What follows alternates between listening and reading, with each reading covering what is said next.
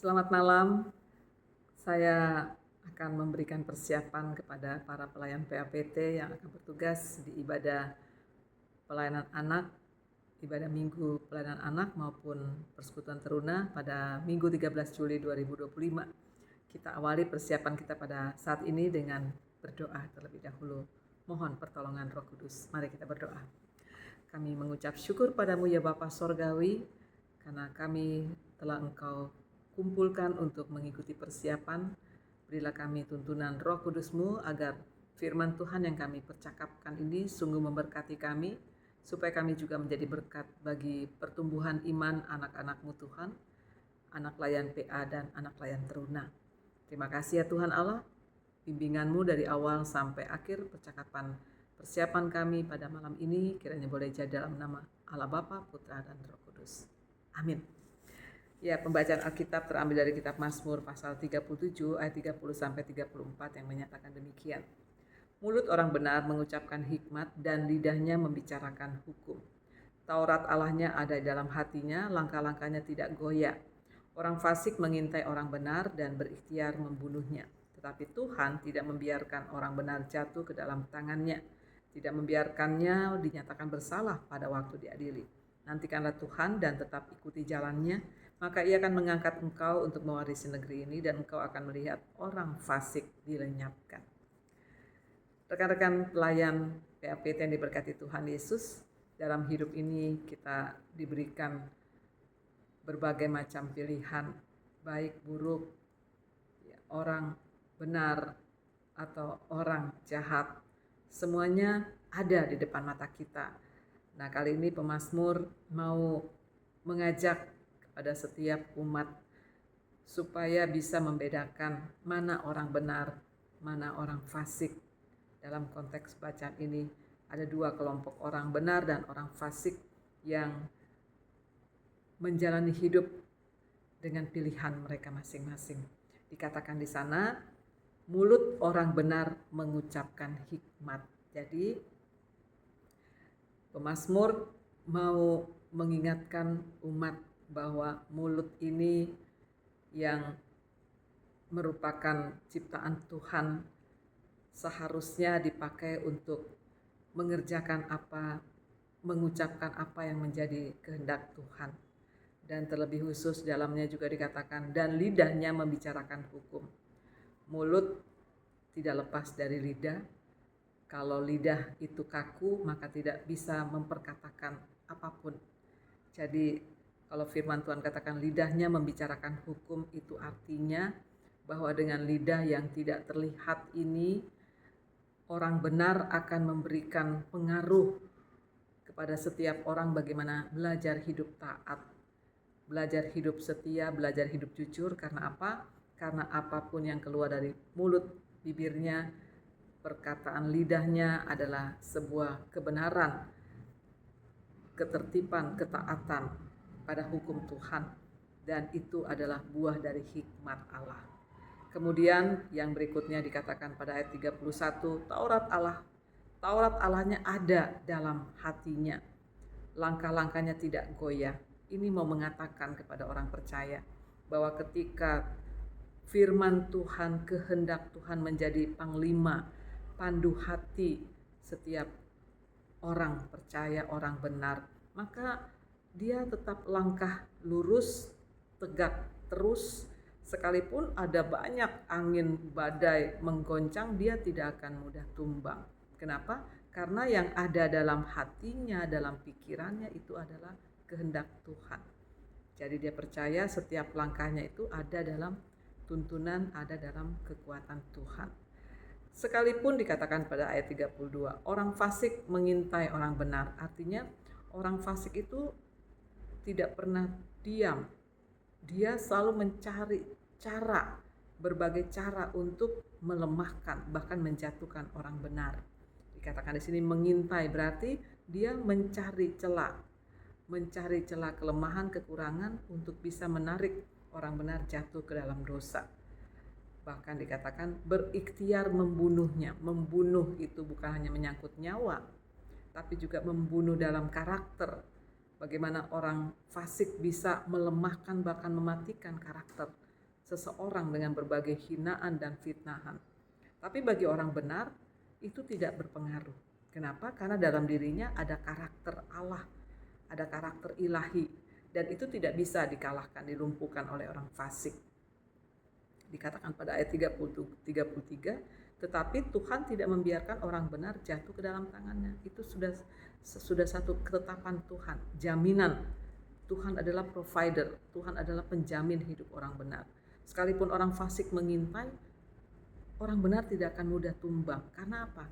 Ada tonggak yang begitu kuat mengokoh menopang orang benar. Maka dia tidak akan pernah diizinkan Tuhan jatuh ke dalam tangan orang fasik. Kemudian dia juga tidak membiarkan dipersalahkan. Tuhan tidak akan pernah membiarkan orang benar dipersalahkan oleh orang fasik. Karena itu pada ayat 34 ini kuncinya, keyword. Nantikan Tuhan dan tetap ikuti jalannya. Itu kata kunci yang paling ampuh menghadapi orang fasik. Nantikanlah Tuhan. Berarti kalau kita menantikan sesuatu ada satu semangat kerinduan yang kuat, karena yang kita nantikan ini orang yang sangat penting dalam hidup kita. Jadi pemazmur mengatakan betapa pentingnya Tuhan dalam hidup orang benar, betapa istimewanya Tuhan dalam pandangan, dalam pikiran orang benar. Karena itu menantikan Tuhan adalah satu keadaan yang paling menyenangkan bagi orang benar. Dan dikatakan di sana juga tetap ikutilah jalannya. Ini artinya pemazmur mau mengingatkan, sekalipun di dunia ini banyak jalan untuk mencapai ketenaran, mencapai kekayaan, mencapai keberhasilan, tapi hanya satu jalan yang membawa orang percaya beroleh hidup kekal, yaitu jalan kebenaran dan hidup di dalam Tuhan Yesus. Dan pada akhirnya kita melihat pada ayat 34b, ia atau Tuhan akan mengangkat orang benar, mewarisi negeri, dan engkau melihat orang fasik dilemahkan. Jadi ada perbedaan kondisi yang sangat kontras. Orang benar akan mewarisi negeri, artinya menjadi ahli waris yang tidak bisa dibatalkan oleh kuasa apapun di dunia ini. Sedangkan orang fasik akan dilenyapkan dalam kebinasaan. Ya, itu sekilas penafsiran dari perikop bacaan kita. Lalu bagaimana kita mengaplikasikan, men-sharekan, mengimplementasikan kepada anak-anak layan PA dan teruna. Tentunya ini bukan hal yang mudah, karena harus dipakai bahasa yang bisa dimengerti oleh anak-anak kita. Pertama, kita mau ajarkan kepada anak-anak bahwa setiap kita seharusnya mensyukuri bahwa kita diberikan tubuh yang normal, ya, punya tangan, punya kaki, mata, mulut, telinga yang sehat. Nah, kita arahkan anak-anak untuk memahami bahwa tubuh ini adalah milik Tuhan. Dikatakan bahkan dalam firman Tuhan, tubuhmu adalah bait Roh Suci, Roh Kudus.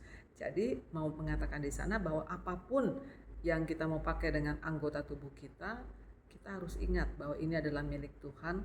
Kita tidak berhak untuk merusaknya dengan perbuatan dosa. Maka hati-hati dengan apa yang Tuhan beri dengan anggota tubuh kita.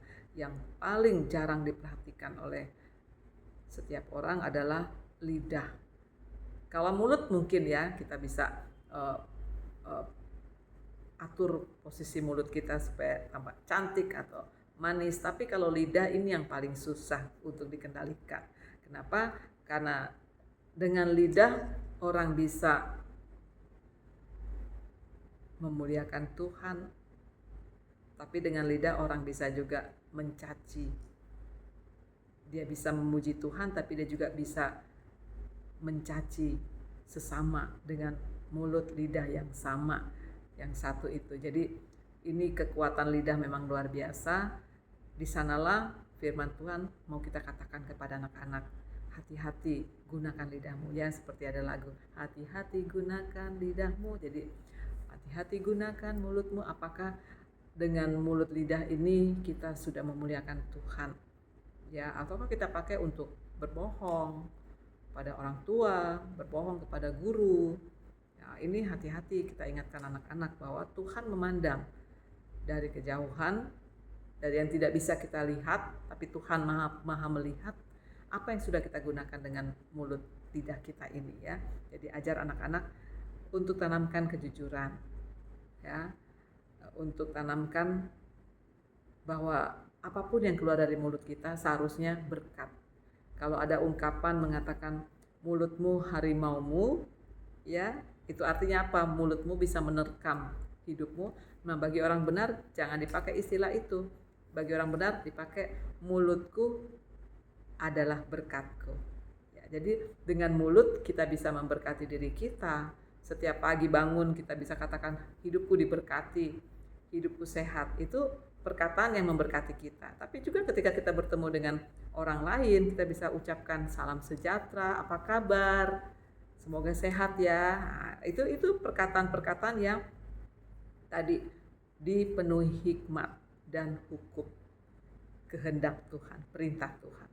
Lalu katakan juga bahwa Taurat Allah ada dalam hati. Ini mau mengatakan bahwa kita ajarkan anak-anak, berapa kali kalian baca firman Tuhan? Dalam sehari berapa kali? Atau dalam seminggu? Atau dalam sebulan? Nah itu kita ajar mereka. Seberapa banyak mereka membaca Alkitab? Semakin banyak mereka membaca Alkitab, itu tertanam firman Tuhan di hati mereka.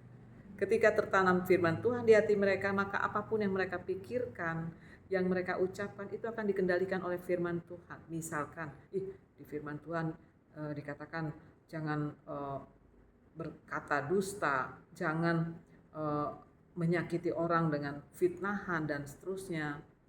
Kita akan ajarkan anak-anak untuk hati-hati dengan perasaan kita, dengan pikiran kita. Apakah di sana ada kehendak Tuhan, ada firman Tuhan. Ya, kita ajarkan anak-anak supaya mereka juga belajar mulai dari sekarang penuhi hati mereka dengan segala kebaikan Tuhan. Ya, Taurat Allah tentunya intinya adalah kebaikan Tuhan, kasih Tuhan. Apakah itu juga anak-anak punya waktu berapa menit mereka baca Alkitab ketimbang mereka main game? Nah, itu kita mesti ingatkan mereka. Game itu tidak menyelamatkan anak-anak Tuhan. Ya, kalaupun kita dapat ilmu dari Google, itu bisa saja. Tapi tetap firman Tuhan itu yang menuntun setiap anak untuk bisa berkembang secara baik di pandangan Tuhan. Jadi kita ajarkan anak-anak untuk bagaimana firman Tuhan itu mereka sangat cintai, sangat sukai, menyukai firman Tuhan. Jadi rajin baca Alkitab, rajin mendengarkan pengajaran kakak-kakak layan di ibadah teruna, ibadah minggu, anak layan sekolah minggu, begitu ya. Kemudian dikatakan di sana bahwa yang ketiga, tadi yang kedua, yang ketiga, orang benar itu tidak serta-merta hidupnya lepas, bebas dari berbagai kejahatan. Justru semakin anak-anak mencintai Tuhan Yesus, semakin iblis itu gak tenang, gak senang. Dia akan pakai banyak cara untuk bagaimana menarik kembali anak-anak Tuhan jatuh dalam kuasanya. Nah, karena itu dikatakan di sana, hati-hati dengan kehidupan di sekitar kita. Karena bisa saja iblis pakai orang-orang yang terdekat dengan kita untuk menjatuhkan kita.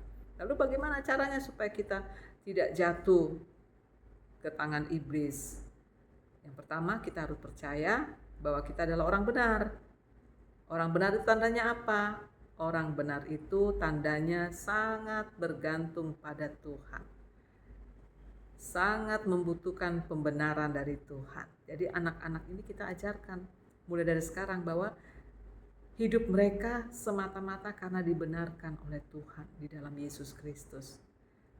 Kalau mereka punya pemahaman bahwa hidup mereka sudah dibenarkan oleh Tuhan, maka mereka adalah orang benar yang selalu melangkah ya dan selalu menantikan Tuhan. Ini hal yang keempat.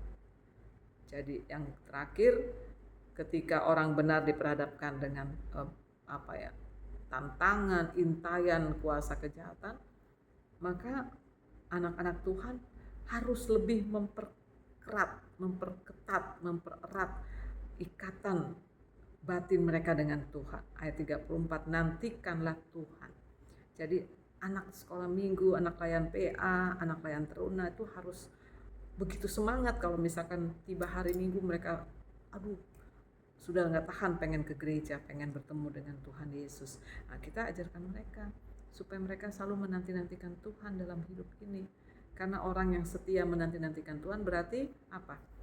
Di hatinya Tuhan Yesus adalah paling istimewa. Kan begitu ya. Kita ajarkan anak-anak bagaimana mencintai Tuhan Yesus.